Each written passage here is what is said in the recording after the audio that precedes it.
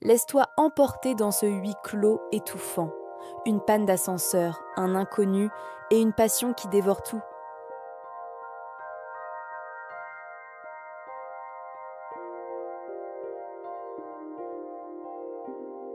La journée avait été interminable. Je voulais juste rentrer chez moi, oublier le poids du travail, de la fatigue, de cette vie trop ordonnée. Quand les portes de l'ascenseur se sont refermées derrière moi, je n'ai d'abord rien remarqué. Puis je l'ai vu, lui. Un inconnu, grand, vêtu d'un costume sombre, les yeux d'un bleu profond qui semblait me scruter. Le bruit sec, l'arrêt brutal.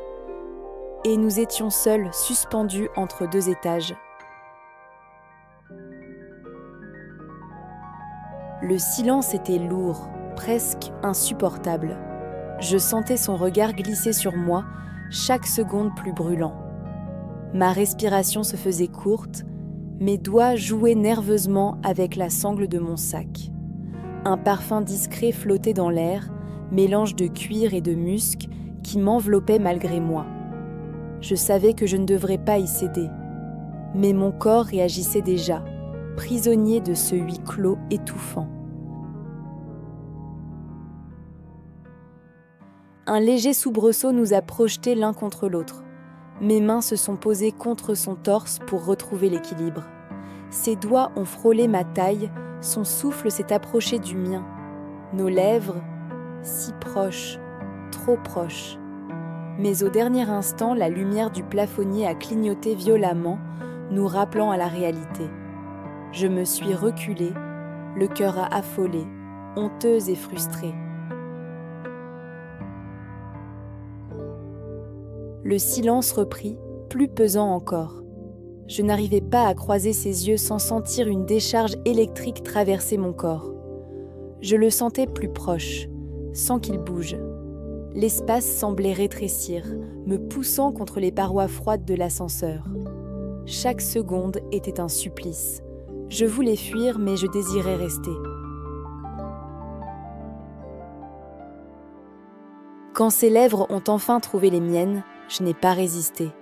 Le baiser était brûlant, affamé, comme si nous retenions ce moment depuis une éternité.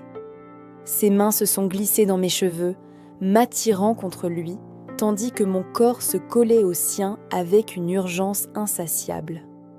La paroi de l'ascenseur vibrait dans mon dos, froide contre ma peau échauffée.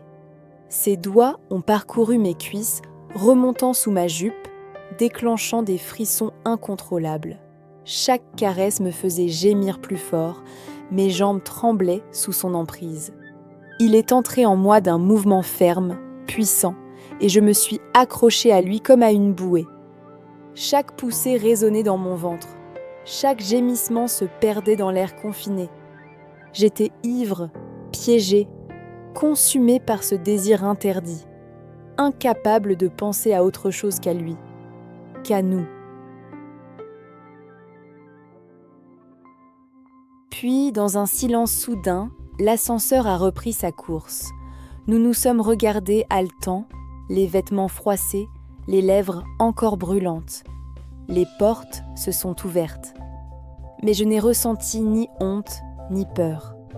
Seulement cette étrange certitude que parfois, un instant volé peut bouleverser toute une vie. Et au fond de moi, je savais que je voulais que ce voyage suspendu ne s'arrête jamais. Merci de ton écoute. Si tu veux d'autres récits envoûtants, un like et un abonnement font toute la différence.